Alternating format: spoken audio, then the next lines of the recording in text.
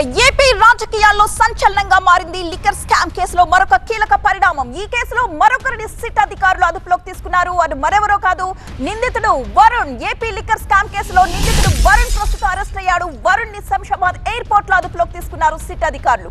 AP liquor కేసులో A40గా ఉన్నాడు ఈ వరుణ్. నిన్న దుబాయ్ నుంచి హైదరాబాద్ కు వచ్చాడు A40 వరుణ్. పక్కా సమాచారంతో ఎయిర్పోర్ట్ లోనే వరుణ్ ని అదుపులోకి తీసుకున్నారు. అతని ఫోటోగ్రాఫ్ కూడా మన స్క్రీన్ పై చూస్తున్నాం. A1 Kesireddy Rajasekhar Reddy money collections మొత్తం కూడా ఈ వరుణే చూసుకున్నట్లుగా తెలుస్తోంది.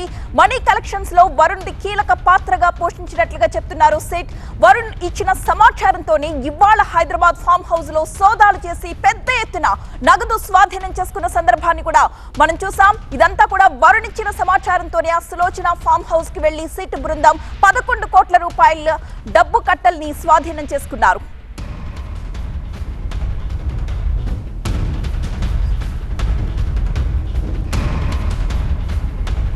ఇక మా ప్రతినిధి వసంత్ సిద్ధంగా ఉన్నారు దీనికి సంబంధించిన తాజా సమాచారం అందించడానికి. వసంత్, చెప్పండి, ఫామ్ హౌస్ లో 11 కోట్ల రూపాయల నగదును సీజ్ చేశారు. అది వరుణ్ ఇచ్చిన సమాచారంతో అని చెప్తున్నారు. ఇంకా ఎలాంటి సమాచారాన్ని అతను లీక్ చేశాడు, ఇంకా ఎక్కడెక్కడ డబ్బుని దాచిపెట్టారు, మొత్తం ఈ మనీ లీడింగ్స్ అన్ని కూడా ఇతనే చూసుకున్నట్టుగా తెలుస్తోంది కదా, అతను ఇచ్చిన ఇన్ఫర్మేషన్ ఏంటి?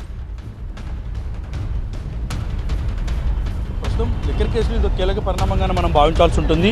ప్రస్తుతం లిక్కర్ కేసులో రాజ్ రెడ్డికి సంబంధించి ఒక ప్రైవేట్ వసూళ్ల నెట్వర్క్ ఏదైతే ఏర్పాటు చేశారనే ఆరోపణలు సిట్ చేస్తుందో, ఈ ఆరోపణలకు బలం చేకూరేలాక ఈ కేసులో ప్రస్తుతం A40గా ఉన్నటువంటి వరుణ్ పురుషోత్తం ఇచ్చినటువంటి సమాచారంతో మొత్తం 11 కోట్ల రూపాయల లిక్విడ్ క్యాష్ను ప్రస్తుతం సిట్ అధికారులు సీజ్ చేశారు.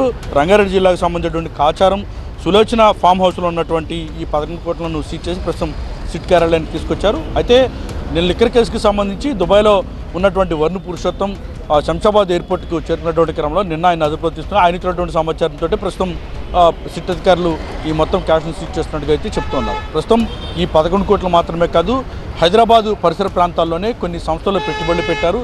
అలాగే మరికొంత నగదు మొత్తాన్ని కూడా నిల్వ చేసినట్టు కూడా సిట్ గుర్తించింది. ప్రస్తుతం వాటిపైన కూడా సిట్ ఫోకస్ పెట్టింది.